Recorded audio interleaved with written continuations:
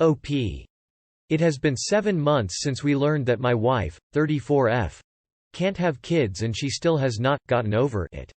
I, 35M, am seriously considering a divorce. Title may seem harsh, so I apologize. Also using a throwaway because my friends know my real account.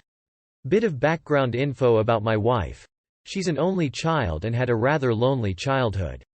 So to her, having kids and watching them grow up together is an important issue for her, if not the single most important issue. To make a long story short, 7 months ago we learned that my wife is incapable of having children. Of course both of us were devastated and she ended up leaving her job. For the first month after learning this terrible news, all she did was cry and watch Netflix in bed. I brought her meals in bed, started working from home, and gave her my full support because it was the least I could do. But now it's 7 months later and she's still crying and watching Netflix in bed all day. I ask her every day if she needs anything, but all I get in response is variations on either, "leave me alone," or, "some peace and quiet." Virtually the only times she gets out of bed are when she fixes herself some snacks, uses the bathroom, or takes a shower. I do all the cooking, cleaning, and laundry. I've suggested many things to help her recover, including but not limited to therapy. She said that all therapists spew BS back at you. Adoption or using a surrogate. She shot down both, saying that it just didn't feel right to her. Moving to her parents' city. She said moving 100 miles was too much stress. Buying a corgi puppy. Corgis are her favorite. She snapped at me saying that a puppy is no substitute for a real human child. Taking her on a week-long trip to anywhere she chooses.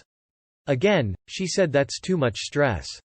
Earlier tonight I had a talk with my wife. I told her that our relationship is just not sustainable if she continues to act this way and that she needs help.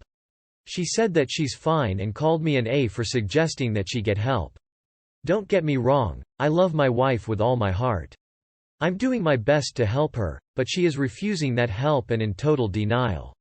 I know that she'll be devastated if we get a divorce, but honestly I cannot bear living like this for much longer. What do, or can, I do? Comment. Sit her down and tell her everything you said in that last paragraph. Comment. I faced some fertility issues. I always had a plan B, which would probably have been surrogacy.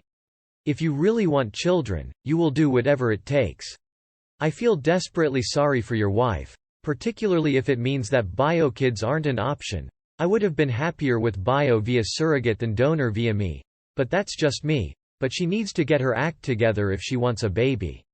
It can take years to adopt and find donors and surrogates, and the pair of you need to treat this like a mission. It will be worth it in the end, whether that's some kind of fertility treatment, donor, surrogate, adoption or fostering. But parenting takes courage and resilience, and that starts with the conception process. OP. Happy update. It has been 7 months since we learned that my wife, 34F, can't have kids and she still has not gotten over it. I, 35M, am seriously considering a divorce. Hi all. First off, I want to apologize for not responding to every single post, reply or PM. I am genuinely touched by the sheer amount of support I received, and I spent quite a few hours crying my eyes out as I read your messages and well wishes. The night after I wrote my original post, I wrote my wife a short letter.